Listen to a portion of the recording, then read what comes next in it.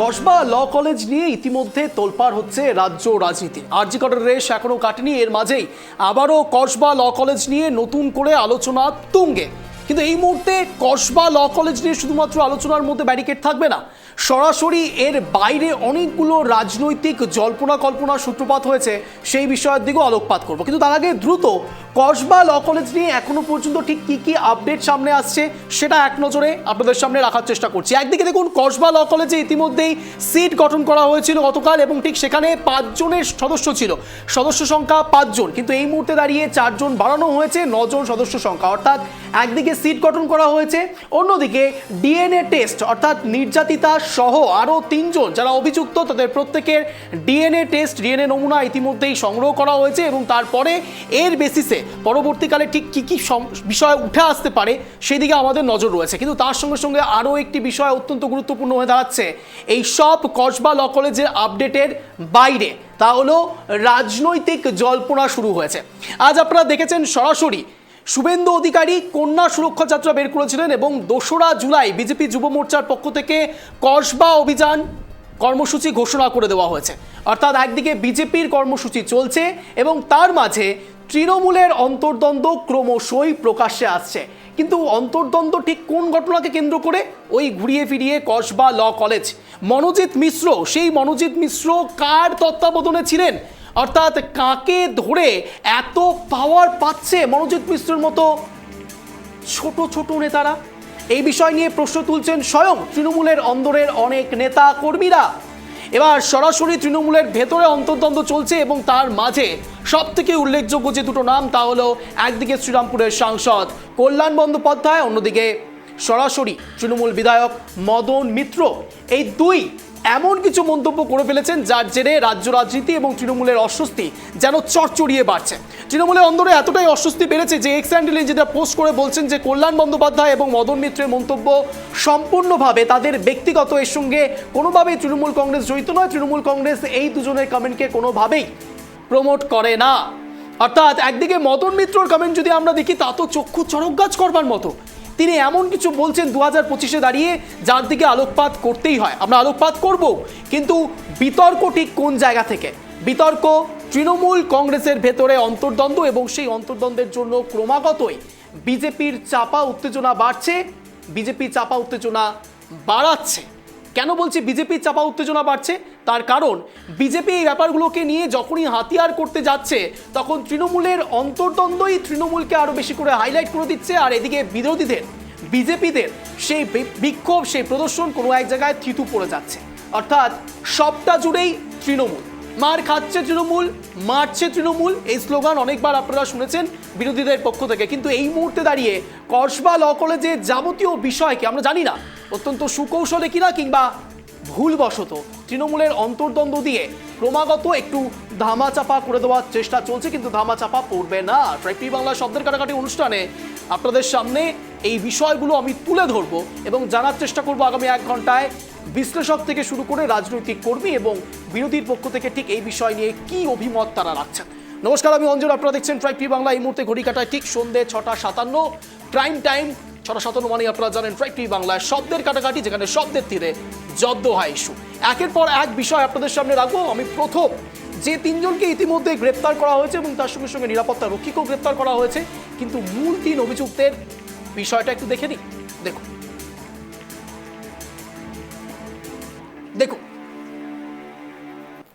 কসবা গণধর্ষণ কাণ্ডে 3 জন অভিযুক্তকে ইতিমধ্যেই গ্রেপ্তার করা হয়েছে। তার মধ্যে সবচেয়ে উল্লেখযোগ্য হলো মনোজিৎ মিশ্র, অর্থাৎ মূল অভিযুক্ত তিনি। আমি একবার বলবো পিসিআরকে সেই প্লেটটি দেখানোর জন্য, যেখানে সরাসরি আমরা 3 জনের ছবি দেখাবো 1, 2, 3 করে। অর্থাৎ একদিকে মনোজিৎ মিশ্র, যার বয়স 31 বছর, এবং তার সঙ্গে সঙ্গে আরও 2 জন রয়েছে, সেটাও অত্যন্ত গুরুত্বপূর্ণ। দেখুন, কসবা গণধর্ষণ কাণ্ডে গ্রেপ্তার করা হয়েছে জাহিদ আহমেদকে, তাকে গ্রেপ্তার করা হয়েছে, এবং তার সঙ্গে সঙ্গে মনোজিৎ মিশ্র, বয়স 31, তাকেও গ্রেপ্তার করা হয়েছে। এছাড়া প্রমিত মুখোপাধ্যায়, তাকেও গ্রেপ্তার করা হয়েছে ইতিমধ্যেই।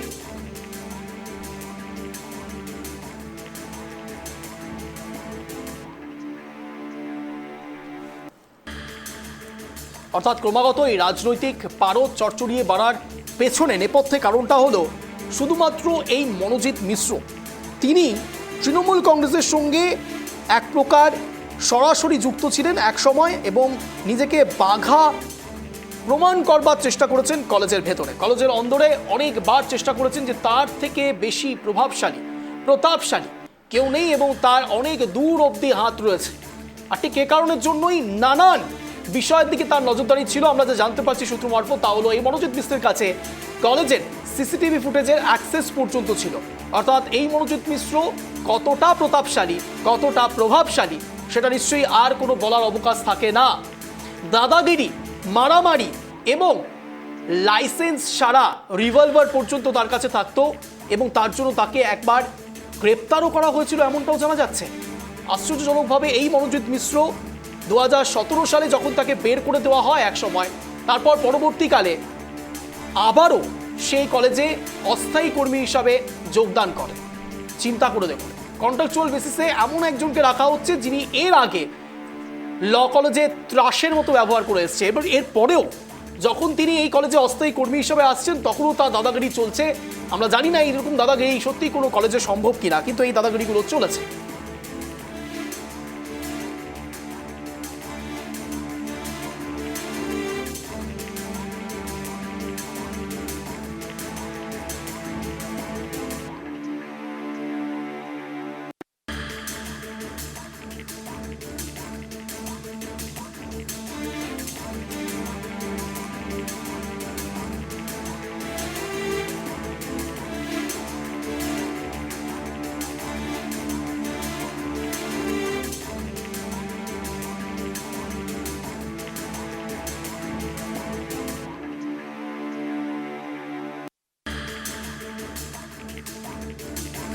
মদন মিত্রর বিস্ফোরক একটি মন্তব্য এবং এই মন্তব্যের জেরে ইতিমধ্যেই শোকজ করা হয়েছে তৃণমূল কংগ্রেসের পক্ষ থেকে। তাকে 3 দিনের ডেডলাইন দেওয়া হয়েছে, তার মধ্যে তাকে এই যাবতীয় বিষয় ব্যাখ্যা করে জানাতে হবে যে কেন তিনি এমন ধরনের মন্তব্য রাখলেন।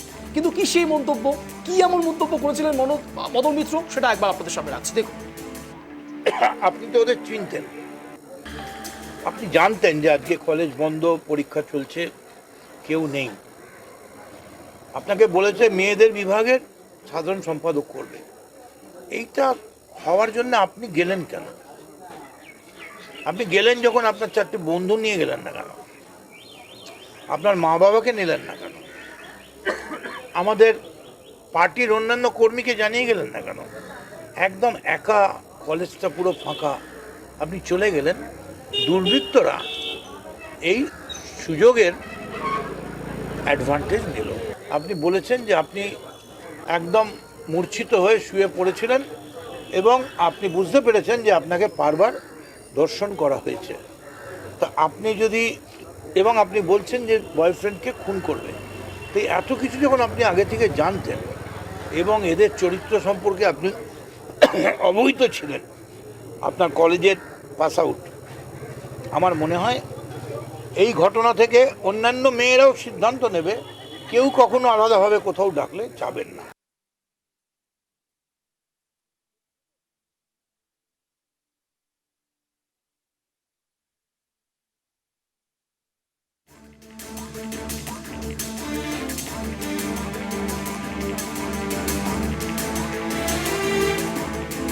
শুনলেন আপনারা মদন মিত্র ঠিক কি মন্তব্য করেছেন। খুব স্বাভাবিকভাবে এই মন্তব্য ঘিরে ইতিমধ্যে তৃণমূলের অস্বস্তি বেড়েছে।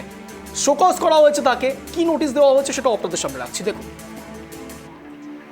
তৃণমূল কংগ্রেসের পক্ষ থেকে স্পষ্ট বলে দেওয়া হয়েছে, শ্রী মদন মিত্র বিধায়ক, কামারহাটি বিধানসভা, দমদম ব্যারাকপুর সাংগঠনিক জেলা মহাশয়, বিষয় দলীয় শৃঙ্খলা ভঙ্গের জন্য কারণ দর্শানোর নির্দেশ।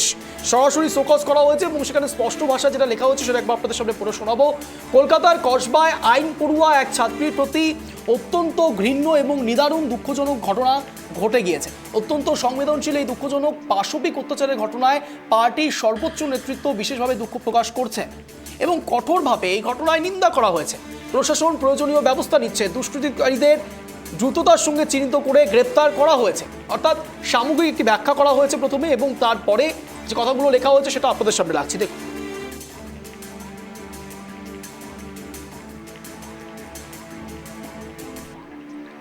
সরাসরি যেটা লেখা হয়েছে, অপ্রয়োজনীয় এবং অসংবেদনশীল মন্তব্য আমাদের দলের ভাবমূর্তিকে আঘাত করছে। একই সঙ্গে আপনার মন্তব্য দলের কঠোর অবস্থানের বিরুদ্ধাচরণ করেছে। সরাসরি এই কথা বলে দেওয়া হয়েছে তৃণমূল কংগ্রেসের পক্ষ থেকে মদন মিত্রকে। কিন্তু এখন দেখার মদন মিত্র ঠিক এই বিষয়ে পরবর্তীকালে সত্যি ব্যাখ্যা দিতে পারেন কিনা। দেখুন, আমরা বিগত দিনে আমরা দেখেছি অনুব্রত মণ্ডলের ক্ষেত্রেও একই রকমভাবে তাকে ক্ষমা চাইতে বলা হয়েছিল এবং তিনি ক্ষমা চেয়েছেন। শুধু তাই নয়, সেক্ষেত্রেও ব্যক্তিগত মন্তব্য বলে তৃণমূল কংগ্রেস এক্স হ্যান্ডেলে পোস্ট করেছিল। কিন্তু সেই সঙ্গে সঙ্গে অনুব্রত মণ্ডল ক্ষমাও চায়। কিন্তু প্রশ্ন শুধুমাত্র ক্ষমা চাওয়া বা শোকজকে কেন্দ্র করে নয়। অনুব্রত মণ্ডলের ক্ষেত্রে সেই বিষয়টি শোকজের জায়গাতেও গেল না, সাসপেন্ডের জায়গাতেও গেল না, যেখানে পুলিশ মন্ত্রী স্বয়ং একজন মহিলা। উল্টো দিকে পুলিশকে মা বোন তুলে খেওর করা হলো, মহিলাদেরকে নিয়ে খেওর করা হলো, যেখানে মহিলা নিরাপত্তা অত্যন্ত দরকারি। সে জায়গায় সেই পুলিশের মা এবং বোনকে তুলে তাদেরকে যেভাবে থ্রেট করা হয়েছিল অনুব্রত মণ্ডলের পক্ষ থেকে, তারপরেও শুধুমাত্র কয়েকজনকে ইন্ডিকেট করে সামগ্রিক অবস্থাকে যে বোঝানোর চেষ্টা চলছে তৃণমূল কংগ্রেসের পক্ষ থেকে, সেটা কোন অংশে ঠিক সেটাও জানাটা অত্যন্ত দরকারি। অনুব্রত মণ্ডলের ক্ষেত্রে একরকম নির্দেশ এবং উল্টো দিকে মদন মিত্রের ক্ষেত্রে একরকম নির্দেশ, এটাই বা কেন? এটাও অত্যন্ত প্রশ্নের চিহ্ন তৈরি করছে। প্রশ্নচিহ্ন তৈরি করবার জন্য খুব স্বাভাবিকভাবে তৃণমূল কংগ্রেসের পক্ষ থেকে তারা নিজেরাই কি চাপা অস্বস্তিতে ভুগছে? কোন নেতা কখন কি বলছে সেটার মধ্যে কি কোনো লাগাম থাকছে না তৃণমূল কংগ্রেসের? তার জন্য কি বারংবার অস্বস্তিতে পড়তে হচ্ছে তৃণমূল কংগ্রেসকে? দেখুন, আমরা বিশ্বাস করি কোনো সরকারই বলে না যে গিয়ে ধর্ষণ করে দেওয়া হোক। আমরা বিশ্বাস করি না কোনো উচ্চ নেতৃত্ব এই ধরনের কথা বলতে পারেন বলে, তার কারণ তারা তো আমাদের ভরসার জায়গা। কিন্তু প্রশ্ন হচ্ছে তাদের নেপথ্যে তাদের যে সমাজ তৈরি করবার চেষ্টা, সেই চেষ্টার বাইরে গিয়ে কিছু নিচুতলার কর্মীরা কি বারংবার বকলমে বুড়ো আঙুল দেখাচ্ছে উচ্চ নেতৃত্বদের? এরাও একটা বড়সড় প্রশ্ন। আর ঠিক এখান থেকেই বিতর্ক সভা শুরু হবে। এই মুহূর্তে আমাদের সঙ্গে যারা যারা রয়েছে তাদের সঙ্গে প্রথমে পরিচয় পর্ব সারব। রয়েছেন আমাদের সঙ্গে মাননীয় সুস্মিতা বিশ্বাস, কংগ্রেস মুখপাত্র। আমাদের সঙ্গে রয়েছেন মাননীয় আলী হোসেন, বিজেপির মুখপাত্র। রয়েছেন আমাদের সঙ্গে মাননীয় ইন্দ্রজিৎ মজুমদার, রাজনৈতিক কর্মী, তৃণমূলটাকে সমর্থন করে। আমাদের সঙ্গে কিছুক্ষণের মধ্যে সুকান্ত ঘোষ জুটবেন, রাজনৈতিক বিশ্লেষক। এবং তার আগে সরাসরি বিতর্ক সভায় আসার আগে আমি শব্দের কাটাকাটি অনুষ্ঠানে আমার প্রশ্নটা আপনাদের সামনে রাখছি। দেখুন, তৃণমূলের অন্তর্দ্বন্দ্ব তৃণমূলের অভ্যন্তরে আগাছা জন্ম দিচ্ছে। প্রশ্নটা অত্যন্ত লাউড অ্যান্ড ক্লিয়ার। তৃণমূলের অন্তর্দ্বন্দ্বই তৃণমূলের অভ্যন্তরে আগাছার জন্ম দিচ্ছে। আমি ঠিক এই প্রশ্ন নিয়ে তিনজনের কাছে ওপেনিং রিমার্ক নেব। আমি প্রথম রিমার্ক নেব সরাসরি সুস্মিতা দিক থেকে। সুস্মিতা, আনমিউট করুন প্লিজ। আনমিউট করাই আছে। হ্যাঁ, বলুন। আনমিউট করাই আছে।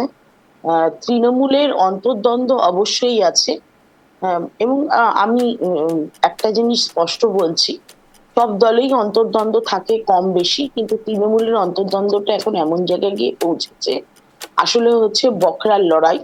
সেই বকরার লড়াইতে কে কত খাবে তার জন্য যে লড়াই, তার জন্য অন্তর্দ্বন্দ্ব এবং তার জন্য গ্রুপিজম, তার জন্য বিভিন্ন লোক মানে বিভিন্ন নেতা বিভিন্নভাবে হ্যারাস হচ্ছে।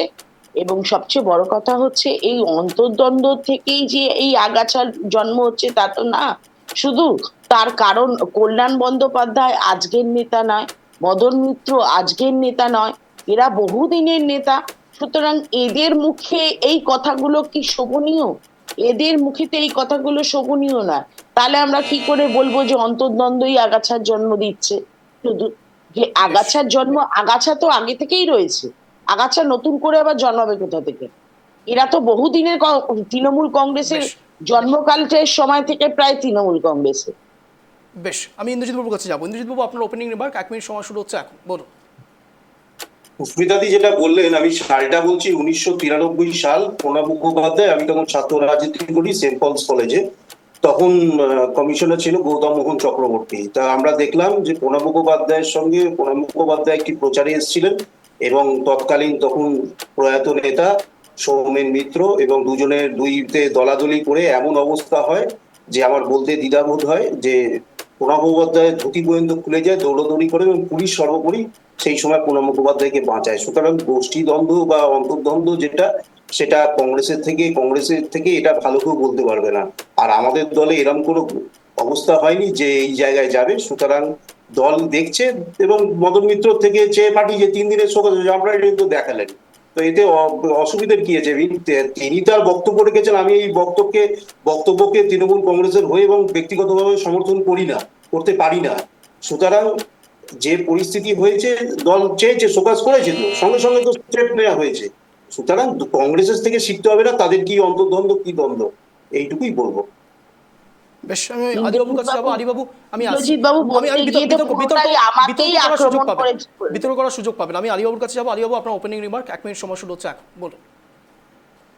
দেখুন, তৃণমূল সম্পর্কে কম বলাই ভালো, কারণ তৃণমূলটা সম্পূর্ণরূপে ওটা একটা দলই না আমাদের কাছে, ওটা একটা দলাদলির মঞ্চ। এবং গ্রুপ ভেঙে, অর্থাৎ তৃণমূল কংগ্রেস ভেঙে বেরিয়ে এসছেন মমতা বন্দ্যোপাধ্যায়, তারপরে তৃণমূল কংগ্রেস খুলেছেন। ওটা একটা মানে কি বলবো, যে বিচ্ছিন্ন একটা সংগঠন। সেই সংগঠনের পক্ষ থেকে যে আজকে যারা রয়েছে তারাও ওই বিচ্ছিন্ন, তারাও ওই দেখবেন যে তাদের ভিতরে আগাছা তৈরি হয়ে গেছে। এবং আগাছা সেটা আমরা দেখছি। মদন মিত্র যে ভাষায় কথা বলছে, মদন মিত্রর আর একটা বড় ডায়লগ আমরা সকলেই জানি, ইন্দ্রজিৎ বাবু, আমার সুস্মিতা দি, আমরা সবই জানি যে ও মাই লাভলি মানে বুঝতে পারছেন তো, তিনি বহুত বিখ্যাত একটা ডায়লগ রাখতেন। সেই মদন মিত্রকে তখনও কিছু বলেনি, তখনও কিছু ব্যবস্থা নেয়নি। জল কেলি তখনও করেছিলেন, তখনও ওর বিরুদ্ধে ব্যবস্থা নেয়নি। আর এই যে না, যেটা দেখছেন যে আপনার শোকজ, এই শোকজ তৃণমূলের কোনোদিনও অ্যাক্টিভ হয় না। ওগুলো তৃণমূলের নাম শুধু পাবলিকের অভিযোগকে ধামাচাপা দেওয়ার জন্য এটা করা হয়। ঠিক এই মুহূর্ত থেকে বিতর্ক সভা পুরোপুরি শুরু হচ্ছে, এবং এই মুহূর্তে যে কেউ ডিফেন্ড করতে পারেন যে কোনো কথার। যদি করতে হয় তাহলে হাত তুলবেন, আমি সবার কাছে চলে যাবো। আমি ইন্দ্রজিৎ বাবুর কাছেই যাবো। ইন্দ্রজিৎ বাবু হাত তুলছিলেন, বলার সুযোগ পাবেন। সুস্মিতা দি। হ্যাঁ, আলিবাবু বলে তো যে ও মাই লাভলি না, কথাটা ও লাভলি কথাটা এতই পরিচিত যে আপনাদের যে যারা নেতা থেকে শুরু করে এই কথাটা বলে এবং ভালো লাগে। আর ও লাভলি এই কথাটা তার ব্যক্তিগত কথা, এর সঙ্গে দলের কোনো সম্পর্ক নেই। কোনো কিছু বলার জন্য যে দল তোকে শোকাজ করবে, কথাটা কি ভালো কথা ইন্দ্রজিৎ বাবু? আছে। আর একটা জিনিস কথাটা বলছেন ও লাভলি, এই কথাটা কি ভালো কথা? তারপরে জলের মধ্যে জলকেলি করছেন, ওটাও কি ভালো? কোনো ব্যবস্থা নেয়নি। সেই জন্য বলছি যে আপনাদের কিছু করবেন না। একটু শুনে নিন না, একটু ছোট্ট করে শুনে নিন। আপনারা বললেন না যে যতই বলা যায় তৃণমূলের সম্বন্ধে না বলাই ভালো, তা আমি একটু বলবো যে এটা একটা ছোট্ট ঘটনা, যে ছোট্ট ঘটনা আপনারা বলেছিলেন ছোট্ট ঘটনা, সেটাকে বলি। আজকে উন্নাও গণধর্ষণ কাণ্ডে হত্যা করা হলো, এবং তাতে কি দোষী সাব্যস্ত হলো কে? বিজেপির বিধায়ক কুলদীপ সিং সেঙ্গার। তাহলে আপনি বলুন যে একটা এত বড় ঘটনা, যেখানে আজকে সংবাদ মাধ্যম পর্যন্ত ঢুকতে পারেনি, বিরোধীরা তো অনেক দূরের কথা, সংবাদ মাধ্যম ঢুকতে পারেনি। আগরতলার কথা চকির তলায় বলছেন, এটা কোনো কথা হলো? বাংলায় বলুন না। ছোট্ট ঘটনা কে বলেছিল? মমতা ব্যানার্জি বলেছে, তো অন্য কেউ বলেনি। ছোট্ট ঘটনা, উন্নয়নের ঘটনায় ছোট ঘটনা কেউ বলেনি। আমার রাজ্যের মুখ্যমন্ত্রী বলেছে এটা ছোট্ট ঘটনা। না, আপনারা ছোট্ট ঘটনা, তো আপনারা বলিনি সেটা। এখানে বিরোধীতে আসার কি আছে? এটা ছোট্ট ঘটনা। সেই ছোট্ট ঘটনার প্রেক্ষিতে সে দোষী সাব্যস্ত কে হয়েছে? আপনাদেরই দলের ভারতীয় জনতা পার্টির বিধায়ক কুলদীপ সিং সেঙ্গার। তাহলে ভাবুন আর একটা ছোট্ট ঘটনা আবার। আচ্ছা, আপনারা তো জানেন যে আজকে তো অনেক ছবি নিয়ে কথা হচ্ছে, বহু আজকে কোন নেতার ছবি পাওয়া যাচ্ছে, মনোজিতের এই যে মনোজিতের এই কাণ্ডটা আপনি সমর্থন করেন তো নাকি? এটা ছোট ঘটনা বলুন। তার ছবি পাওয়া গেছে জানেন তো? কাণ্ডটা ছোট ঘটনা বলুন। না, কার ছবি পাওয়া গেছে জানেন? নরেন্দ্র মোদীর সঙ্গে কার ছবি পাওয়া গেছে? যে ভাবতে পারেন যে হাসান লোকসভা থেকে সাংসদ হয়েছিলেন, মনে করে? নরেন্দ্র মোদীর কথা বলছেন কেন আপনি? এখানে কথা বলুন না কেন? এখানে কেন এড়িয়ে যাচ্ছেন? আপনি মনোজিতের সঙ্গে অভিষেক বন্দ্যোপাধ্যায়, মনোজিতের সঙ্গে সমস্ত নেতাদের ছবি কে না জানে? সেইটা বলুন। প্রজ্জ্বল রেবেন্নার কথা মনে আছে? একটাকে ঢাকার জন্য আপনি আরেকটা ঢাকছেন, এটা কি কথা বলছেন? প্রথমে অপহরণ করতেন। শুনে নিন, একটু শোনার অভ্যস্ত হন। আপনারা যখন প্যানেলে বসে একটু শুনতে হবে তো, যে আপনারা কি জায়গায় নিয়ে গেছেন। শুনছি তো, আপনি বাংলায় বলুন না, আপনি বাইরে শুনুন, আগে একটু শুনে নিন। বাইরে যাচ্ছেন কেন? বাংলায় বলুন, বাংলায় রাজ্যের কথা বলুন। বেশ, শোনার সুস্মিতা আমি বলার সুযোগ সবাইকে দিচ্ছি। সুস্মিতা দির কাছে যেতে হবে, আমি আসবো। শেষ করে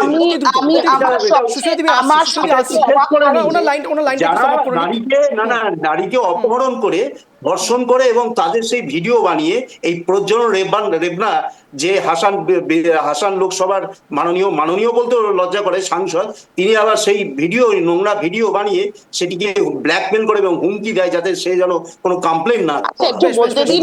সুস্মিতাদি, বেশ তার বিরুদ্ধে সুস্মিতাদির কাছে যাবো। 51টা কমপ্লেনের সুস্মিতাদির পরেও কাছে যেতে দেবো। শুনে নিন, Please, 51টা কমপ্লেনের না, পরেও ইন্দ্রজিৎ বাবু, প্লিজ সুস্মিতাদিকে বলার সুযোগ দিন। কোনো রকম আইনি সুস্মিতাদি ব্যবস্থা বলুন। নেওয়া হয়নি। সুস্মিতাদি, আপনি বলুন। দ্যাট ইজ Please, ভারতীয় জনতা এবার পার্টি। বেশ বিষয়টা বেশ ইন্দ্রজিৎ বাবু, হচ্ছে- বুঝতে পেরেছি। সুস্মিতাদি বলুন। বিষয়টা হচ্ছে, আমি একটা জিনিস খুব অবাক লাগছে, যতগুলো প্যানেল করছি আজ এই বিগত দুদিন ধরে, সমস্ত তৃণমূলরা বিজেপি স্টেটে, যেমন আজকে দেবাংশু চ্যালেঞ্জ করেছে, আমি আশা রাখবো আমার কথার মাঝখানে কেউ কথা বলবেন, আমি দুজনের কথার মাঝখানে কোনো কথা বলিনি। দেবাংশু চ্যালেঞ্জ করেছে, এবং আজকে এই যে প্রজ্জ্বল রেবান্নার কথা বললো, শুধু প্রজ্জ্বল রেবান্না না, বিলকিস বানুর ধর্ষণকারীকে এরা মালা দিয়ে এরা বরণ করে নিয়ে এসেছিল। বিজেপির মুখে অবশ্যই মানায় না এইসব বড় বড় কথা, কিন্তু শশী পাজা এই বিবৃতি দিয়েছেন, এবং সমস্ত জায়গায় সমস্ত মানে বক্তারা আজকে শুনছি এই ঘটনাগুলোকে, উন্নাও, হাতরাস, শুধু প্রজ্জ্বল নেবে না কেন, এরকম বিজেপির মানে স্টেটে প্রচুর ঘটনা আছে। আজকে যদি আপনি মনে করে দেখেন তাহলে বুঝতে পারবে, সেই অ্যাথলেটিকদের কথা, সেই অ্যাথলেটিকরা যার হাতে মানে মানে ইয়ে হয়েছিল, হেনস্থার শিকার হয়েছিল, সেই তাকে কিন্তু আমরা আজকে সংসদে, নতুন সংসদ উদ্বোধন করার সময় আমরা রাষ্ট্রপতি দ্রৌপদী মুর্মুকে দেখিনি, কিন্তু ব্রিজলাল ভূষণকে দেখেছিলাম। কিন্তু সেই জায়গায় দাঁড়িয়ে আজকে এই প্রজ্জ্বল রেবানা শুধু একটা ঘটনা কিন্তু না, প্রজ্জ্বল রেবানা বিভিন্ন ঘটনায় যুক্ত, প্রায় 22 জন মহিলাকে তিনি তার শিকার বানিয়েছিলেন, এবং বিভিন্ন ঘটনা আছে। 51টি এফআইআর হয়েছিল, একটাও কেউ এবং নেয়নি। এবং এবং আমি বলছি বিভিন্ন ঘটনা হয়েছিল, এবং সেগুলোতে বিজেপিকে আমরা সব সময় মানে সমস্ত রকম এই এক্সাম্পল গুলো তুলে ধরি। কিন্তু ইন্দ্রজিৎ দা, আমাদের এইটা মনে রাখতে হবে, বাংলায় দাঁড়িয়ে যখন এই ফ্যাক্ট ফাইন্ডিং কমিটি পাঠাচ্ছে, এই ফ্যাক্ট ফাইন্ডিং কমিটি কিন্তু সেই সব ক্ষেত্রে যায় না, এবং সেই সব ক্ষেত্রে যেমন যায় না, আবার আমার মনে হয় আজকে যদি মানুষই উল্টে প্রশ্ন করতো বিজেপিকে যে এই ফ্যাক্ট ফাইন্ডিং কমিটি এসে কি হবে, যখন আরজি করে নির্যাতিতা প্রধানমন্ত্রীর সাথে দেখা করতে চাইলেন, প্রধানমন্ত্রী নির্যাতিতার মা বাবা, প্রধানমন্ত্রী তার সাথে দেখা করলেন না, রাষ্ট্রপতির সাথে দেখা করতে চাইলেন, রাষ্ট্রপতি দেখা করলেন না, অমিত শাহর সাথে দেখা করতে চাইলেন, অমিত শাহ দেখা করলেন না, তাদের কোন রকম ভাবে নারীদেরকে নিয়ে কোন রকম কথা বলা মানায় না, কারণ আমি বলবো তারাও এক প্রকার নারী বিদ্বেষী, এবং যারা মনুসংহিতায় বিশ্বাস করে তারা তো অবশ্যই নারী বিদ্বেষী। কিন্তু আমি তার সাথে তৃণমূলকে বলবো, ইন্দ্রজিৎদার মতো প্রবক্তাদের বলবো, যে আপনারা বাংলার বাইরে কি ঘটছে, মধ্যপ্রদেশ, গুজরাট, উত্তরপ্রদেশ, সেখানে কি ঘটছে, সেই ঘটনাগুলোকে দিয়ে আমাদের এই ঘটনাকে জাস্টিফাই করার চেষ্টা করবেন না। আপনার যেটা অন্যায় সেটা অন্যায়, অন্যায়কে অন্যায় বলতে শিখুন, অন্যায়কে অন্যায় বলুন, বোল্ডলি বলুন। কারণ আজকে যখন এই ঘটনাগুলো ঘটছে, ব্রিজলাল ভূষণ, প্রজ্জ্বল রেবান্না, আজকে উন্নাও, হাতরাস, বিলকিস বানু, আমরা প্রত্যেকটা ঘটনায় আমরা প্রতিবাদে রাস্তায় নেমেছি, এবং তার জন্য কিন্তু আমরা কিন্তু জাস্টিফাই করতে যাইনি অন্য কারোর সাথে কারোর তুলনা করে।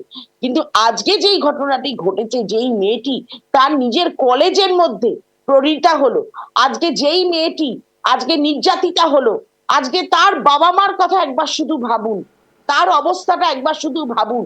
ও ধর্ষণ শুধু নয়, গণধর্ষণ, এবং তার কলেজের মধ্যে। আপনাকে এবং বিরত করছি, এই মুহূর্তে আমাদের সঙ্গে জুড়ে গিয়েছেন মাননীয় সুকান্ত ঘোষ, রাজনৈতিক বিশ্লেষক। সুকান্ত বাবু, আপনাকে স্বাগত একটি বাংলা শব্দের কাটাকাটি অনুষ্ঠান।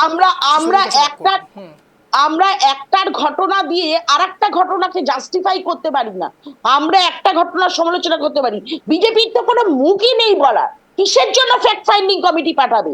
তাহলে কেন সেদিনকে অভয়ার মা বাবার সাথে প্রধানমন্ত্রী দেখা করলো না, রাষ্ট্রপতি দেখা করলো না, অমিত শাহ দেখা করলো না? তার উত্তর আগে বিজেপি আগে তার উত্তর দিক, ফ্যাক্ট ফাইন্ডিং কমিটি এনসিডব্লিউর পক্ষ থেকে আসা হয়েছিল রাজ্যে, এবং ঠিক সেখান থেকে এনসিডব্লিউর পক্ষ থেকে প্রত্যেকবার আসছে, প্রত্যেকবার আসছে, তার কোনো সুরাহা হচ্ছে? কি বলছেন তারা একবার শোনাচ্ছি, দেখুন।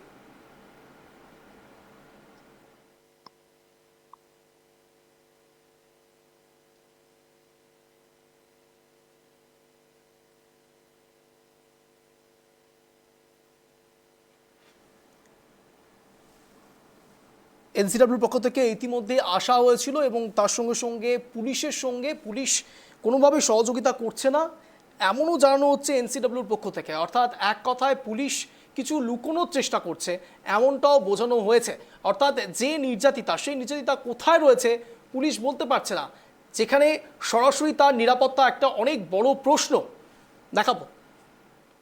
मेरे साथ में वो जो दोनों दिए हैं डेजिग्नेशन मोबाइल नंबर हम लोग नोट कर लिए, वो दोनों अलाउ होगा मैडम के साथ। देखते पारबे सब, बट नो वीडियोग्राफी नो। अच्छा, आप लोग क्या क्या अलाउ कर रहे हैं उनके लिए और क्या क्या नहीं अलाउ कर रहे हैं? नहीं अलाउ अंदर जाएगा देखेगा, बस इतना ही। वीडियोग्राफी की मांग कर रहे थे वो। वीडियोग्राफी नहीं होगा, स्टील भी नहीं होगा, वीडियोग्राफी भी नहीं होगा। मेंबर और साथ में उनके मेरे साथ में वो जो दोनों दिए हैं डेजिग्नेशन मोबाइल नंबर हम लोग नोट कर लिए, वो दोनों अलाउ होगा मैडम के साथ। देखते पारबे सब, बट नो वीडियोग्राफी नो। अच्छा, नहीं अलाउ अंदर जाएगा देखेगा, बस इतना ही। वीडियोग्राफी की मांग कर रहे थे वो। वीडियोग्राफी नहीं होगा, स्टील भी नहीं होगा, वीडियोग्राफी भी नहीं होगा। আপনারা কি ভেতরে যেতে দিচ্ছে না? হ্যাঁ যাচ্ছে তো। আমাদের মেডিকেল রিপোর্ট এবং আমরা ক্রাইম সিন সমস্ত কাজ আজকে করব। যেহেতু গতকাল কমিশনের চিঠি এসছে, পুলিশ 3 দিন বাদে হঠাৎ অত্যন্ত তৎপর হয়ে কাল রাত 12টা অবধি এই কাজগুলো করেছে এবং যাতে আমরা ভিকটিমের সাথে না বসতে পারি সেই বন্দোবস্ত করেছে। আমি স্পটে এসে ঘুরে গেলাম যে এটা স্পট, এখানে আমি এসেছিলাম না, আমি ক্রাইম সিনে ঢুকতে পেরেছি না, আমি ওদের কমন রুমে ঢুকতে পেরেছি না, আমি কলেজের ওপর দেখতে পেরেছি না বাইরে দেখতে পেরেছি। আপনি একটু বলতে দিন। ডেপুটি কমিশনার ম্যাডামের কথা শুনুন, তিনি বলছেন গতকাল রাত্রি 12টা অবধি আমার সাথে ছিল, আমরা ওকে প্রোটেকশন বলেছি, উনি প্রোটেকশন নেই, উনি বাড়িতে নেই, তালাবন্ধ আছে, পুলিশ জানে না কোথায় আছে। এই পয়েন্টটা রাখুন, পুলিশ ইজ কাস্টোডিয়ান। একটা গ্যাং রেপের পরে পুলিশের দায়িত্বে, পুলিশের প্রহরায়, পুলিশ তাকে নিরাপত্তায় রেখেছে। কমিশনের কাছে বলা হচ্ছে যে সে কোথায় আছে পুলিশ জানে না, তিনি এবং তার টিম বলছেন কোথায় আছেন জানি না। অর্থাৎ আপনি চলে যান, ঘুরিয়ে বলছি।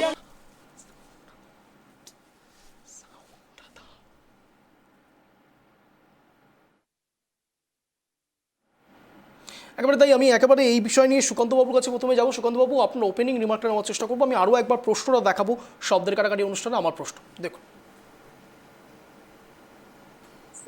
তৃণমূলের অন্তর্দ্বন্দ্ব তৃণমূলের অভ্যন্তরে আগাছা জন্ম দিচ্ছে। সুকান্তবাবু, আপনার 1 মিনিট সময় শুরু হচ্ছে এখন, বলুন। তৃণমূলের অন্তর্দ্বন্দ্বের সমস্যাটা তৈরি হয়েছে কারণ তৃণমূলের সকলেই নেতা হতে চায়, কিন্তু নেতা তো সকলে হতে পারে না, নেতা একজনই। এবার সমস্যা হচ্ছে যে প্রবলেমটা হচ্ছে টপ টু বটম বা বটম টু টপ, কোনোদিনই হয় না, টপ টু বটমই হয়। এবং সবচেয়ে বড় সমস্যা হচ্ছে যে এই যারা যারা বক্তব্য রেখেছেন এখনো অব্দি, তারা কেউ হয়ে গেছে যে এইগুলো বিষয়ে এক্সপার্ট হয়ে গেছে, নারীদের ব্যাপার, নারীদের সাইকোলজি নিয়ে অনেকে বক্তব্য রাখছেন, তাদের নামগুলো আমি নিচ্ছি না, বিভিন্ন পদে রয়েছেন। এবার এনসিডব্লিউ অর্চনা মজুমদার আগেও বহু জায়গায় এসেছিলেন, কিন্তু সমস্যা হচ্ছে তাদেরকে অনেকটাই ক্ষমতাহীন করে কোনো কমিশনকে পাঠালে যা হবার তাই হবে।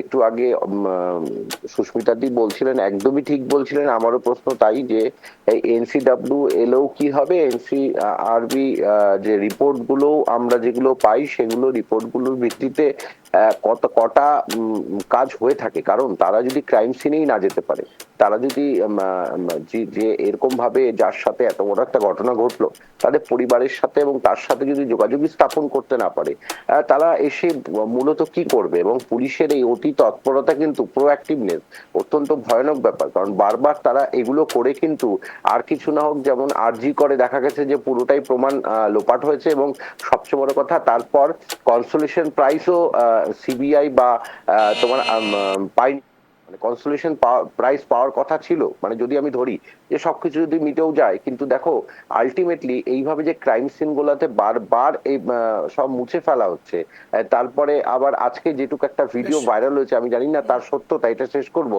সেখানে মানে যার সাথে এরকম হয়েছে সেই মেয়েটির বাবা হয়তো কলকাতা পুলিশের উপরই ভরসা রাখতে চাইছে। এবার সেটাও আমি জানি না সত্যতা কতটা, যদি সেটাও হয়ে থাকে সেটা কি কারণে হচ্ছে, কিভাবে প্রেশারাইজ করা হচ্ছে, এগুলো ঘটনা আমি জানি না কি হচ্ছে। এনসিডব্লিউ এসে আলটিমেটলি তারাও যদি কিছু সেই ক্রাইম সিনেই না যেতে পারে এবং কথা না বলতে পারে, তাহলে তো ব্যর্থতা সার্বিকভাবে। এবং সিবিআই এর ব্যর্থতা আমরা আগেই দেখেছি, সিবিআই নিয়ে আর কোনো কান্নাকাটি করে লাভ নেই। বেশ, আমি ঠিক এইখানেই সরাসরি নির্যাতিতার মামা কি জানাচ্ছেন সেটা একবার আপনাদের সামনে রাখছি, দেখুন। খুশি প্রশাসনের উপরে, ক্যামেরা পুলিশের উপরে বলতে পারবো না। টেস্ট ঠিকঠাক হয়েছে? আমরা তো জানি ঠিকই হয়েছে, কারা বিতর্ক করছে কী করছে সেটা আমাদের পক্ষে বলা সম্ভব না, তাতে আমরা খুশি প্রশাসনের উপরে, ক্যামেরা পুলিশের উপরে বলতে পারবো না। টেস্ট ঠিকঠাক হয়েছে? আমরা তো জানি ঠিকই হয়েছে, কারা বিতর্ক করছে কী করছে সেটা আমাদের পক্ষে বলা সম্ভব না।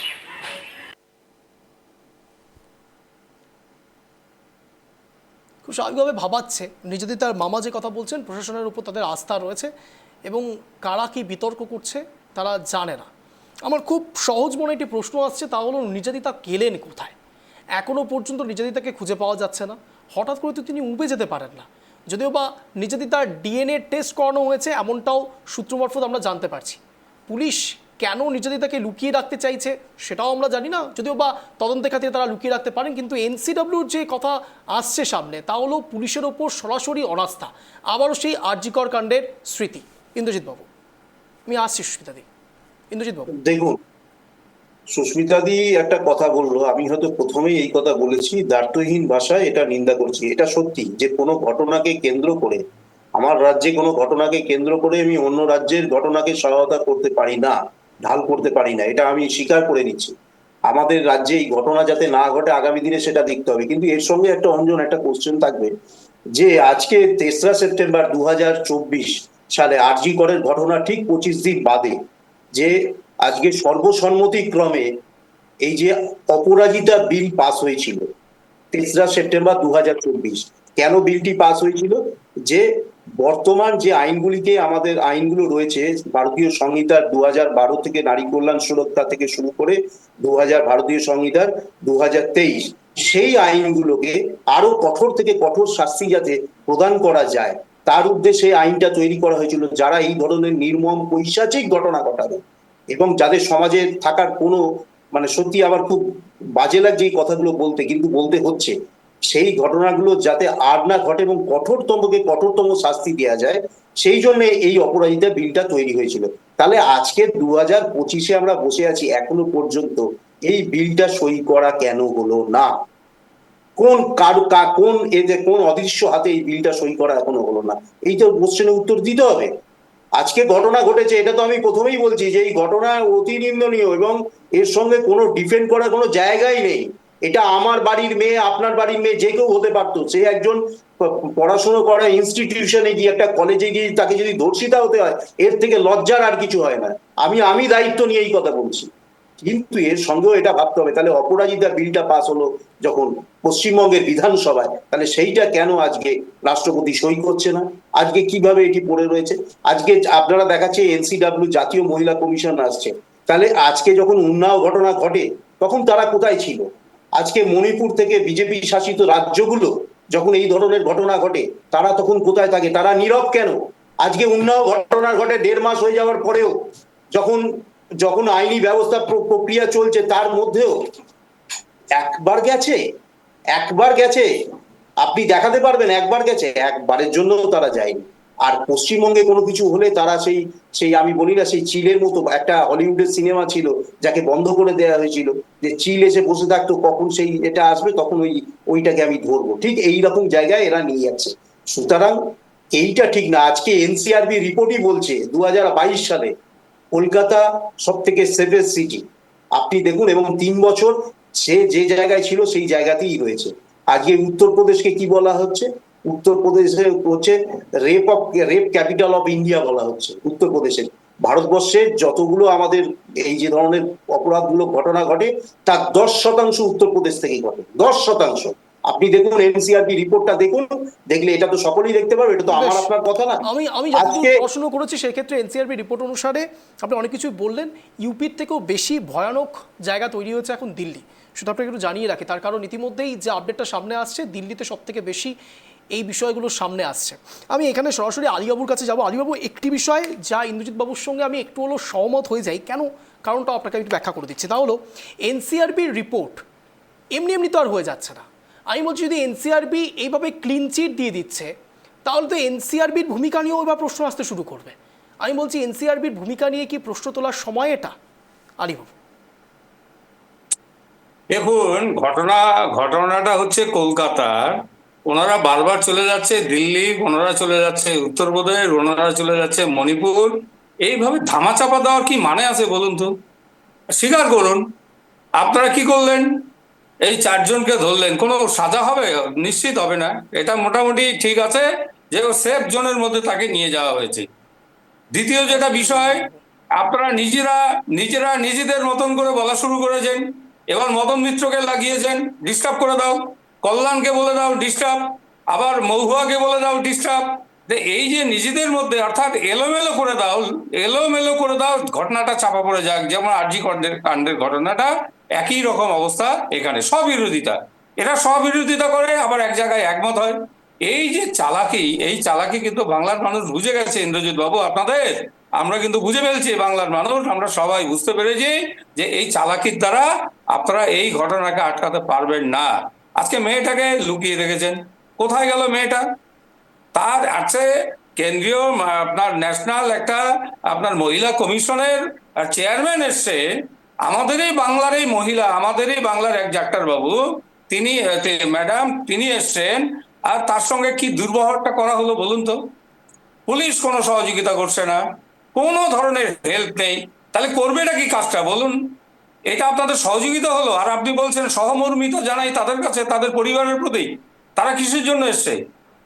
সেই জন্য দেখুন, পশ্চিমবঙ্গে যে বললেন না যে দিল্লি ফার্স্ট আছে, উত্তরপ্রদেশ ফার্স্ট আছে, এই ফার্স্টের ব্যাপার নেই আমাদের পশ্চিমবঙ্গে। এখানে হচ্ছে ধর্ষণের খনি, এখানে ধর্ষক। আজকে মনোজিৎ মিশ্রকে টিএমসিপির ওই কলেজের প্রাক্তন সভাপতি ছিলেন, টিএমসিপির ইউনিটের সভাপতি, আজকে তাকে প্রাক্তন সভাপতি, সে ওখানকার অস্থায়ী কর্মচারী, তার বয়স 31 বছর। এরকম একটা 18-20 বছরের একটা আপনার ছাত্রীকে এইভাবে ও ধর্ষণ করলো, 10 বছরের ব্যবধান। ভাবা যায়? এগুলো বলবেন না। বিজেপি কোথায় কি করেছে সেটা বলছেন, এখানে বিজেপির বিষয় আসছে। আমি একই জায়গাতেই আবারও থাকছি। আমি সুস্মিতাদির কাছে যাবো। সুস্মিতাদি, দেখুন, আমি যে কোনো বিষয়ে একটু কোর পয়েন্টে যাওয়ার চেষ্টা করি, অন্তত আমার এই শোতে কোর পয়েন্টে যাওয়ার চেষ্টা করি, শুধুমাত্র রাজনৈতিক কচকচানিতে থাকতে চাইছি না। আমার মূল প্রশ্ন একটি জায়গাতে, তা হলো এনসিআরবি রিপোর্ট কোথা থেকে আসছে? এনসিআরবির রিপোর্ট বারংবার ক্লিন চিট কী করে দিচ্ছে, যেখানে রীতিমতো মহিলারা নিরাপত্তাহীনতায় ভুগছে, যেখানে রাত দখল কর্মসূচি দিনের পর দিন গোটা বিশ্বকে নাড়িয়ে দিয়েছে, শুধুমাত্র কলকাতার বুকে এবং কলকাতার আশপাশে বিভিন্ন গ্রামাঞ্চল থেকে শুরু করে বিভিন্ন শহরাঞ্চলে। তাহলে কি করে কলকাতাকে সেফেস্ট সিটি বলে দেওয়া হচ্ছে? বেঙ্গল কি করে এতটা ক্লিন চিট পেয়ে যাচ্ছে এনসিআরবি রিপোর্ট থেকে? সুস্মিতাদি, 4টে পয়েন্টে কথা বলবো। 4টে পয়েন্টের জন্য আমি তখন থেকে হাত রেস করছিলাম। বলুন। এটা হচ্ছে একটা, প্রথম কথা হচ্ছে যে পুলিশ এনসিডাব্লিউর কাছে কিন্তু কোনো তথ্য কিন্তু লোকাতে পারে না নিয়ম অনুযায়ী এবং আইন অনুযায়ী। এবং এনসিডাব্লিউর কাছে যে পুলিশ বলল যে মেয়েটি এখন কোথায় তারা জানে না, এটা কিন্তু পুলিশ বলতে পারে না, যেহেতু মেয়েটি বর্তমানে নির্যাতিতা এবং মেয়েটির কাছ থেকে সমস্ত প্রাইমা ফেসি এভিডেন্স গুলো পাওয়া যাচ্ছে। এবং আমরা দেখলাম কি মেয়েটির যে বিবৃতি, সেই বিবৃতির সাথে সিসিটিভির ফুটেজের একদম বর্ণনা হুবাহু মিলে যাচ্ছে। প্রত্যেকটা ঘটনা, মেয়েটাকে গার্ডরুমে থেকে বেরিয়েও পালাতে চাইলে তাকে আটকানো হলো, এবং মেয়েটির যে ভিডিও করে মেয়েটিকে যে শাসানো হয়েছিল সেই ভিডিও পাওয়া গেছে একজনের মোবাইলে। টোটাল সমস্ত কিছু ওর বিবৃতির সাথে মিলে যাচ্ছে। 1 নম্বর পয়েন্ট। 2 নম্বর পয়েন্ট হচ্ছে আর একটা জিনিস আমি আজকে শুনলাম সমস্ত মিডিয়াতে বলছে, তৃণমূলের বক্তারা, যে আজকে আমাদের মুখ্যমন্ত্রী এতটাই উদার, তাই জন্য তারা এনসিডব্লিউ কে এখানে আসতে দিচ্ছে বলেই তারা আসতে পারছে না। এনসিডব্লিউ জাতীয় নারী সুরক্ষা কিংবা শিশু সুরক্ষা, এরা কিন্তু যে কোনো জায়গায় অবাধে যেতে পারে, এখানে কিন্তু কোনো চিফ মিনিস্টারের এখতিয়ার নেই তাদেরকে আটকানো। 2 নম্বর কথা। 3 নম্বর কথা হচ্ছে, এই যে বারংবার আমরা শুনছি এনসিআরবি রিপোর্টের কথা, এনসিআরবি রিপোর্টে দেখানো হচ্ছে এই যে সেফের সিটি দেখানো হচ্ছে, প্রথম পুরস্কার পাচ্ছে কোনো কোনো প্রকল্পে, অথচ আবার বলছে কেন্দ্রীয় সরকার বঞ্চনা করছে, টাকা দিচ্ছে না। কোনো কোনো প্রজেক্টে আবার বলছে না পশ্চিমবঙ্গ প্রথম। এটাই হচ্ছে বিজিমূল তত্ত্ব, আমরা তো এইটাই বলি সেটিং। এই সেটিং তত্ত্ব, এ চিল্লাবে ও চিল্লাবে, বাইনারি ভিশন তৈরি করা হবে। সবচেয়ে বড় কথা হচ্ছে এনসিআরবি রিপোর্ট কার ভিত্তিতে হয়? এনসিআরবি রিপোর্ট তৈরি হয় হচ্ছে থানায় যে আমরা এফআইআর গুলো করি, সেই এফআইআর এর নাম্বারের ভিত্তিতে এনসিআরবি রিপোর্টে সেখানে দুষ্কৃতীদের যে নোংরামি কিংবা যে ঘটনাগুলো মহিলাদের সাথে ঘটছে সেগুলো তালিকাভুক্ত হয় এবং নথিভুক্ত হয়। আজকে কটা ঘটনা নথিভুক্ত হয় বলুন তো? সাধারণ একটা মেয়ে যদি যায় যে তার বিরুদ্ধে তার শ্লীলতাহানি হয়েছে কিংবা তার ধর্ষণ হয়েছে, তাকে বলে আগে প্রমাণ নিয়ে আসুন আপনি যে ধর্ষিতা হয়েছেন তার বাবা মার সাথে। এই হচ্ছে আমাদের বাংলার অবস্থা। সেই জায়গায় দাঁড়িয়ে এনসিআরবি রিপোর্টটা কি করে সঠিক ইয়ে হবে, যেখানে আপনার নথিপত্রই ঠিক মতো করে এফআইআর নেওয়া পর্যন্ত হয় না, পুলিশ এফআইআর পর্যন্ত দেয় না। এই গেল 3 নম্বর। আর 4 নম্বর, আমি একটুখানি এইকে বলতে চাই আলীবাবুকে, আলীবাবু আপনারা না একটা কাজ করুন, আপনারা মানে ঢোল করতাল বাজান, এছাড়া আপনাদের আর কোনো জায়গা নেই। কারণ দিল্লি ওই দিল্লির মতো যা করার করবে, আর আপনারা শুধু শুভেন্দু অধিকারীর নেতৃত্বে চিল্লিয়ে যাবেন, ওই চিল্লিয়ে গিয়ে কোনো লাভ নেই। সুতরাং আপনারা ঢোল করতাল বাজান আর ওই রাম নাম করুন, ওইটাই ঠিক আছে। আর আপনাকে একটা কথা বলি, যে আজকে আপনারা যেই কথাগুলো বলছেন না, আজকে যেই কথাগুলো, যেই আওয়াজটা আপনারা তুলছেন, যে হ্যাঁ আপনি পশ্চিমবঙ্গে একটা ঘটনা ঘটছে তার জন্য আপনি অন্য রাজ্যে চলে যাচ্ছেন, আমিও সেটা বললাম, কিন্তু আমার বলার মধ্যে আমি একটা ঘটনা দিয়ে আর একটা ঘটনাকে জাস্টিফাই করতে পারি না যেমন, কিন্তু আমি আর একটা ঘটনার নিন্দা তো করতে পারি। সেইটা তো নিন্দাটা করুন, সেই নিন্দাটা তো করুন, সেই নিন্দাটা তো প্রকাশ করুন। উত্তরপ্রদেশ আগে না দিল্লি আগে সেটা বড় কথা না, বড় কথা হচ্ছে মহিলাদের সাথে এই অন্যায়গুলো হচ্ছে তার বিরুদ্ধে আওয়াজ তুলুন। আর যদি বলেন যে না আমরা মনুবাদী, আমরা মনুসংহিতায় বিশ্বাস করি, যে মনুবাদীতে বলে মহিলারা হচ্ছে ভোগ্য বস্তু, তাহলে মেনেন, তাহলে বলুন যে না আমরা মহিলাদেরকে সেই চোখেই দেখি যে মহিলারা ঘরের মধ্যে থাকবে। তাহলে আরএসএস এর চিন্তা ভাবনায় আপনারা যে দীক্ষিত, সেই দীক্ষিত হয়ে সেই দীক্ষায় বলুন যে আমাদের চিন্তা ভাবনা এটা, তাহলে তার বিরোধিতা করবেন না আর দ্বিচারিতা করবেন না। যে কোনো একটা দিকে রাস্তা ধরুন, যে কোনো একটা দিকে রাস্তা ধরুন, মানুষ তারা বিশ্বাস করবে। আপনাদের উপর মানুষ বিশ্বাস করতে পারছে না কেন জানেন? আপনাদের উপর মানুষ বিশ্বাস করতে পারছে না আপনাদের দ্বিচারিতার জন্য, এবং যার জন্য কিন্তু আপনারা আস্তে আস্তে নিশ্চিহ্ন হয়ে যাচ্ছেন। এবং আমি বলে দিচ্ছি আপনাকে, আজকে এখানে দায়িত্ব নিয়ে বলে দিচ্ছি, বাংলায় বিজেপি আঁচড়ও কাটতে পারবে না। তার কারণ বাংলার মানুষ বিজেপির এই দ্বিচারিতাকে বুঝে গেছে, এবং বাংলার মানুষ এই সাম্প্রদায়িক দাঙ্গাকে প্রশ্রয় দেবে না, এবং এই সাম্প্রদায়িক ভেদাভেদকে বাংলার মানুষ কোনোদিনও প্রশ্রয় দেয়নি, কারণ বাংলার মানুষ অনেক বেশি রাজনৈতিক সচেতন। বেশ, আমি সুকান্ত বাবুর কাছে যাবো। সুকান্ত বাবু, সুস্মিতাদির প্রত্যেকটি কথা আমি মন দিয়ে শুনেছি, প্রত্যেকটি কথাকে আমি একটু হলেও হয়তো বোঝার চেষ্টা করলাম, কিন্তু শেষের কথাটি আমি একটু মেনে নিতে পারছি না। সুস্মিতাদি বলছেন যে এসব কারণের জন্য, দ্বিচারিতার জন্য সাধারণ মানুষ কোনোদিনও বিজেপিকে মেনে নিতে পারবে না, বিজেপি ক্রমশ শূন্যের দিকে যাবে। কিন্তু আমি বলছি কংগ্রেসের অবস্থা কি রয়েছে? কংগ্রেস তো বোঝাতে পারছে, তাহলে কংগ্রেসের অবস্থা এরকম কেন?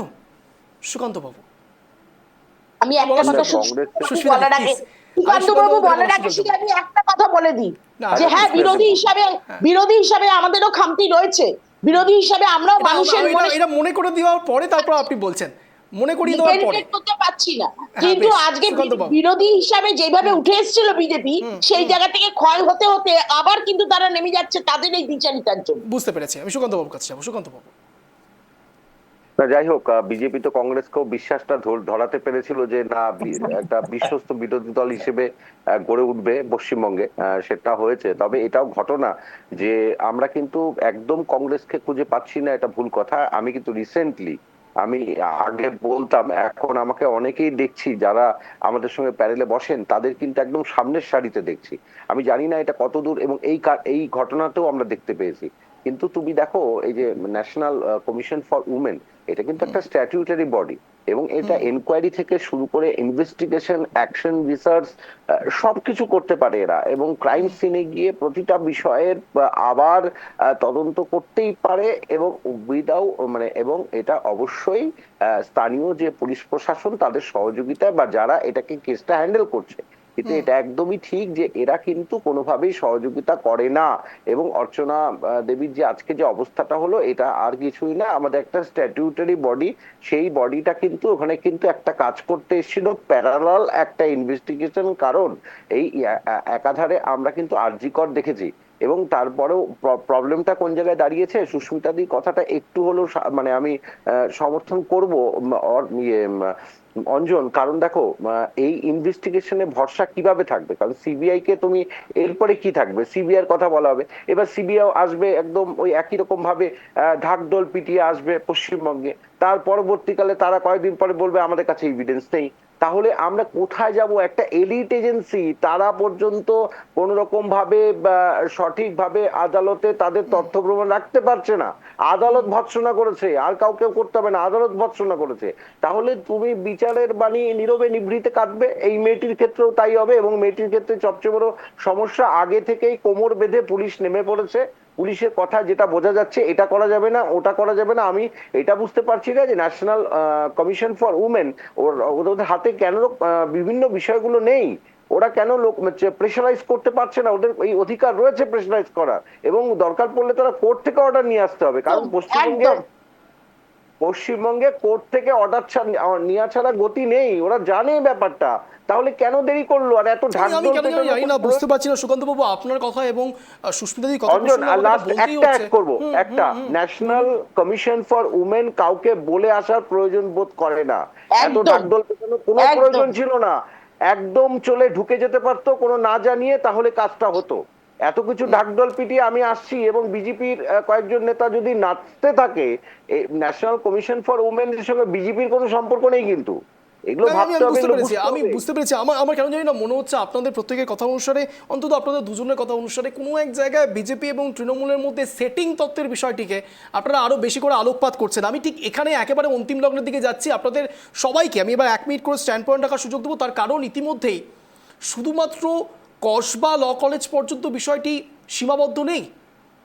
তৃণমূলের এখন বড় হাতিয়ার হচ্ছে কার্তিক মহারাজ। আমি প্রত্যেকের কাছে 1 মিনিট করে স্ট্যান্ড পয়েন্ট রাখার সুযোগ দেবো। আমি প্রথম সুযোগ দেবো সরাসরি আলীবাবুকে। আলীবাবু, তৃণমূলের হাতিয়ার কার্তিক মহারাজ, সময় শুরু হচ্ছে এখন, আনইন্টারাপ্টেড। দেখুন, সে 2013 সালে কি হয়েছে না হয়েছে সেই ঘটনাকে কেন্দ্র করে তৃণমূল কংগ্রেস এখন কার্তিক মহারাজকে বধ করবার ষড়যন্ত্র করছে। এ দিয়ে কিছু হবে না। কার্তিক মহারাজ মহারাজই থাকবে। কার্তিক মহারাজ কার্তিক হিসাবেই থাকবে। তার কোনো চরিত্র হননের বিষয় নেই, এখানে পরিকল্পনা করা হয়েছে। দেখলাম তো এফআইআর এর ডেটের মধ্যে গন্ডগোল রয়েছে। ওনার কথা, মেয়েটির কথা আর এফআইআর ডেটের কথা 1000 গুণ তফাৎ। সেই জন্য ওগুলো ধোপে টিকবে না। এখন যে তৃণমূল কংগ্রেস এই যে মনোজিৎ মিশ্রকে নিয়ে যে ফেসে গেছে, এটার থেকে আগে পরিত্রাণ পাক। আমরা দেখেছি মেয়েটির বাবার যে মন্তব্য নেওয়া হয়েছে, মেয়েটির মামার যে মন্তব্য নেওয়া হয়েছে, মেয়েটির মামা কিন্তু পরিষ্কার করে বলেছে প্রশাসন পুলিশের কাজে উনি নাকি সন্তুষ্ট। আমার একটা প্রশ্ন, যে বাংলার মানুষ মেয়েটির হয়ে আন্দোলনে নেমেছে, সেই জায়গায় মেয়েটির মামা এসে তার বক্তব্য রেখেছে, এটাই খুব চিন্তাজনক বিষয়। পুলিশ কত ভিতরে ঢুকে পড়েছে ওই ফ্যামিলিতে, তার একটা জ্বলন্ত প্রমাণ এবং তার জ্বলন্ত উদাহরণ আমরা দেখতে পাচ্ছি। অর্থাৎ পুলিশ তার কোনো কাজ করবে না, কোনো এনসিডব্লিউ কে সাহায্যও করছে না, এবং কোনো ধরনের হেল্পও করবে না, এবং এটাকে ড্যামেজ করবার জন্য নেমে পড়েছে। আর তার এজেন্ট হিসাবে মদন মিত্র আর হলো কল্যাণ আর হলো মহুয়া, এদেরকে লাগিয়ে একটা গোলমালে করে দেওয়ার ষড়যন্ত্র করছে। এটা হবে ঠিক না। আমি এখানে কল্যাণ বন্দ্যোপাধ্যায়ের একটি বক্তব্য আপনাদের সামনে রাখবো। ঠিক কল্যাণ বন্দ্যোপাধ্যায়ের বিতর্ক কোন জায়গায় এসে ঠেকেছে সেটা আপনারা বুঝতে পারবেন। দেখুন, ও বলেছে তো আমি নারী বিদ্বেষী, তাই তো টুইটটা মহামিত্র। আমার প্রথম প্রশ্ন হচ্ছে, উনি 1.5 মাসের হনিমুন করে কি এসে ফিরেছেন ভারতবর্ষে? আর ভারতবর্ষে ফিরে এসেই কি পিছনে লাগা আরম্ভ করে দিয়েছেন? নারী বিদ্বেষী আমি নই, আমি নারীদের জন্য সবচেয়ে বেশি কথা বলি। আর মহুয়া মৈত্র এতটাই নারী বিদ্বেষী যে কৃষ্ণনগর পার্লামেন্টে কোনো মহিলা কর্মী ভালো নেত্রী যারা, তাদেরকে উঠতে দেয় না। আমি একটি নারী hater, that is Mahua Moitra. I hate her. এরা কবে এবং তৃণমূলের হাতিয়া যখন কার্তিক মহারাজ, তখন তৃণমূলের ভেতরেই দিনের পর দিন পারদ চড়ছে, তৃণমূলের অন্তর্দ্বন্দ্ব একেবারে শীর্ষে। আমি এখানে ইন্দ্রজিৎ বাবুর কাছে যাবো। ইন্দ্রজিৎ বাবু, আপনার 1 মিনিট সময় শুরু হচ্ছে এখন, আনইন্টারাপ্টেড। যে তার পরিপ্রেক্ষিতে একটা ঘটনা বলি, সেটা হচ্ছে আপনাদের প্রাক্তন কেন্দ্রীয় মন্ত্রী চিন্ময়ানন্দর কথা মনে আছে? একজন আইনের ছাত্রী ধর্ষণের একটি মামলা করেছিল এবং পুলিশের কাছে কমপ্লেন করেছিল। তার পরিপ্রেক্ষিতে পুলিশ কি করলো, আমাদের ভারতবর্ষের কেন্দ্রীয় প্রাক্তন মন্ত্রী চিন্ময়ানন্দকে কি করলো, একটা সাধারণ অপহরণের মামলা দিয়ে বেল করিয়ে দিল। তাহলে আজকে বলি, ধর্ষণের মামলাটা আজকে উত্তরপ্রদেশ থেকে শুরু করে মধ্যপ্রদেশ থেকে শুরু করে যেসব ঘটনা ঘটছে, সেখানে যদি ধর্ষিতা যদি দলিত হয়, যদি নিচু জাতির হয়, তাহলে তারা ওই পুলিশের কাছে কমপ্লেনটুকু করার সাহস পর্যন্ত নেই। সংবাদ মাধ্যম যদি একটু দেখায়, তখন সেই পরিপ্রেক্ষিতে একটু এফআইআর করা হয়, তারপরে আর আমরা দেখি সেটা কোনো আলোচনা হয় না এবং কিছু হয় না। কিন্তু এইখানেই পশ্চিমবঙ্গ, আমাদের থেকে পশ্চিমবঙ্গ রাজ্য কতটা নিরাপদ দেখুন। প্রদীপ কুমার ঘোষালের রেসিপি, তার নেতৃত্বে আজকে আমরা দেখলাম 9 সদস্যের এসআইটি গঠিত হলো। এবং আজকে আরজিকর নিয়ে কথা হচ্ছে, তো আরজিকর কিন্তু কলকাতা পুলিশ তদন্ত চলাকালীন কিন্তু তদন্ত নিয়ে সিবিআই হাতে দেওয়া হয়েছিল। সেইখানে সিবিআই এর ডিরেক্টর, জয়েন্ট ডিরেক্টর ছিল সীমা পৌজা। তিনি কি করলেন দেখলাম, সেই তদন্ত থেকে তিনি অব্যাহতি নিয়ে চলে গেছেন। আশ্চর্যের বিষয়, কোনো মানুষ জানে না নির্যাতিতার বাবা মা কোর্টে যখন এই কোশ্চেন করেন, তার পরিপ্রেক্ষিতে জানতে পারে যে এই ঘটনা, যে উনি তদন্ত ছেড়ে বেরিয়ে অন্য তদন্তে চলে গেছেন। তাহলে বলুন, আজকে কলকাতা পুলিশ তো তার কাজ করেছে, 12 ঘন্টার মধ্যে 4 জন অ্যারেস্ট হয়েছে। দিতে পারছি না, হয়েছে তো? সুস্মিতাদির কাছে যাবো। সুস্মিতাদি, একটি বিষয় আপনি হয়তো খুব ভালো করে খেয়াল করেছেন, অত্যন্ত সুকৌশলে ইন্দ্রজিৎ বাবু অন্তর্দ্বন্দ্বের বিষয়টি, বিশেষ করে এই কল্যাণ বন্দ্যোপাধ্যায় এবং মহুয়া মৈত্রের প্রসঙ্গটা খুব সুকৌশলে এড়িয়ে চলে গেলেন। কিন্তু এর সঙ্গে অন্তর্দ্বন্দ্ব কোনো সম্পর্ক নেই। সুস্মিতাদি, আপনার 1 মিনিট সময় শুরু হচ্ছে এখন, আনইন্টারাপ্টেড। বুঝতে পেরেছি ইন্দ্রজিৎ বাবু। সুস্মিতাদি, শুনুন, মহুয়া মৈত্র এবং কল্যাণ বন্দ্যোপাধ্যায় কি কাদা ছোড়াছুড়ি করলেন এই নিয়ে আলোচনা করে লাভও নেই। তার কারণ হচ্ছে এদের এগুলো চলবে, আবার ইলেকশনের সময় সব এক হয়ে যাবে, এক হয়ে লড়াই করবে, কে কতটা লুট করতে পারবে তার পরিকল্পনা করবে। সুতরাং ফালতু এদেরকে নিয়ে বলে কি লাভ আছে? আমি শুধু, যেটা কার্তিক মহারাজকে নিয়ে কথা হচ্ছে, আমি শুধু বলবো যে কার্তিক মহারাজ তো এখন বিরাট বড় হিন্দু প্রবক্তা হিসাবে বিজেপি দেখাতে চাইছে, এবং বিজেপিরও বেশ একটা মানে আর্মস হওয়ার মানে একটা প্রচেষ্টা তিনি চালিয়ে যাচ্ছেন, যার জন্য তিনি পদ্মশ্রীও পেলেন। এবং সবচেয়ে আমার যেটা অবাক লাগলো, 2011 থেকে 2013 ঘটনা, আজকে হঠাৎ করে কেন সেটা নিয়ে এত আন্দোলন, এত কথা, এত কিছু শুরু হলো? এখন যে নির্যাতিতা সে এতদিন বাদে কেন বললো, এতদিন কেন বললো না, এই ব্যাপারগুলোও আছে। আর আমরা তো দেখতে পাচ্ছি কার্তিক মহারাজ বিভিন্ন কিছু প্রসিদ্ধ, যেটা মানে গদি মিডিয়া যেটাকে বলে বিজেপি, সেই গদি মিডিয়াতে এসে কার্তিক মহারাজ বসে। কার্তিক মহারাজের সাথে আমিও অনেক প্যানেল করেছি। তা সুতরাং সেই জায়গায় দাঁড়িয়ে আমরা তো জানি বিজেপির বেশ একটি শক্তি কার্তিক মহারাজ এখন। তা সুতরাং ওই কাদা ছোড়াছড়ি চলছে, আর কিছুই না। এই পুরনো ঘটনা নিয়ে এখন নাড়িয়ে চাড়িয়ে কি লাভ? যখন ঘটনাটা হয়েছিল তখন জাতিটা বলতেন, তাহলে তাও লাভ হতো। বেশ, একেবারে অন্তিম লটে রয়েছে, সুকান্ত বাবুর কাছে যাবো। সুকান্ত বাবু, আপনার 1 মিনিট সময় শুরু হচ্ছে এখন, আনইন্টারাপ্টেড। দেখুন অঞ্জল, একটি কথা বলবো যে কার্তিক মহারাজের নামে যে অভিযোগটা এসছে, সেই অভিযোগের সত্যতা কতটা রয়েছে সেটা এখন সময় উত্তর দেবে, কারণ এর জন্য প্রমাণ প্রয়োজন। কিন্তু ঘটনা হচ্ছে যে একটা ঘটনা যখন ঘটেছে তখন তারপরে তার একটা নির্দিষ্ট তদন্ত প্রয়োজন। কিন্তু আমরা কিন্তু এটাও দেখছি যে এখন বিভিন্ন মহারাজেরা তাদের নিজস্ব ধর্মাচরণ বাদ দিয়েও তারা যেভাবে রাজনীতিতে এবং রাজনীতি মানে আমি জানি না রাজনীতিটা এতটা বেশি মানে কি বলবো ভালো জায়গা হয়ে গেছে যেখানে রাজনীতি মানে কি বলবো রাজনীতি এখন একটা বড় প্ল্যাটফর্ম, সেটা কিন্তু আমার মনে হয় এই যারা ধর্মগুরু তারা বুঝতে পেরেছেন। কিন্তু আমার মনে হয় ধর্মগুরুদের ধর্মাচরণই করা উচিত, ধর্মের প্রচার করা উচিত, মানুষের মধ্যে শান্তি কিভাবে বিরাজ করে, সম্প্রীতি কিভাবে বিরাজ করে সেটা করা উচিত। কিন্তু এর মাধ্যমে এটাও হয় অনেকে পদ্মশ্রী পেয়ে যান, অনেকে পদ্মবিভূষণ পেয়ে যান, অনেকে অনেক কিছু পেয়ে যান, বঙ্গবিভূষণ পেয়ে যান, মানে খুব সহজ হয়ে গেছে। তুমি মানে ধর্মের বাইরে গিয়ে যদি এগুলো করা যায় এবং তার নামে এগুলো হচ্ছে যখন তার নামে নিশ্চিত তদন্ত হবে। কিন্তু এটা মানে এই যে একটু আগে কৃষ্ণদি যেটা বেশ একেবারে অন্তর্গত রয়েছে, আমি আর সময় দিতে পারছি না। আপনাদের প্রত্যেককে অনেক ধন্যবাদ ট্রাইব টিভি বাংলায় আসার জন্য, শব্দের কাটাকাটি অনুষ্ঠানে যোগদান করার জন্য। অন্তত একটা বিষয় আমি খুব ভালো করে খেয়াল করলাম, যখনই আলীবাবুর কাছে আমি কার্তিক মহারাজের বিষয় নিয়ে আসলাম তখনই কেন যেন আলীবাবু হঠাৎ করে আমাদের ছেড়ে বেরিয়ে গেলেন। আমি জানি না, হয়তো কার্তিক মহারাজের বিষয়টা একটু হলো অস্বস্তিতে ফেলেছে বিজেপিকে, কিন্তু বিশ্বাস করুন দায়িত্বশীল সংবাদ মাধ্যমের কর্মী হিসেবে বিজেপি, তৃণমূল, কংগ্রেস, সিপিআইএম দেখা আমাদের কাজ নয়, তাদেরকে আত্মতুষ্টি করানো আমাদের কাজ নয়। আমরা সোজা কথা সোজাভাবে বলি, সাদা কালো যা দেখতে পাই সেটাই বলি। আর ঠিক সে কারণের জন্য এই কার্তিক মহারাজ প্রসঙ্গে আমরা বিস্তারিত আলাদাভাবে আলোচনা করতে পারতাম, কিন্তু শুধুমাত্র এই বিষয়ে একটু আলোকপাত করেছি তার কারণ এটা এখনও তৃণমূলের অভিযোগ, আর যে সময়ে এই অভিযোগ করা হচ্ছে সেটা অত্যন্ত গুরুত্বপূর্ণ সময়। তাই খুব স্বাভাবিকভাবে এই অভিযোগের দিকেও যথেষ্ট সন্দেহ রয়েছে এবং তার সঙ্গে সঙ্গে এই মুহূর্তে দাঁড়িয়ে কসবা ল কলেজে পরবর্তী ঠিক কী কী আপডেট আসে এর দিকে আমাদেরও নজর রয়েছে, আপনারাও নজর রাখুন।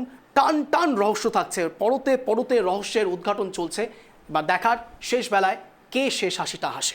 নজর থাকবে, আপনারা নজর রাখুন প্রতিদিন ঠিক সন্ধ্যে 6:57 ট্রাইব টিভি বাংলার পর্দায়, শুধুমাত্র শব্দের কাটাকাটিতে, যেখানে শব্দের তীরে জব্দ হয় ইস্যু। নমস্কার।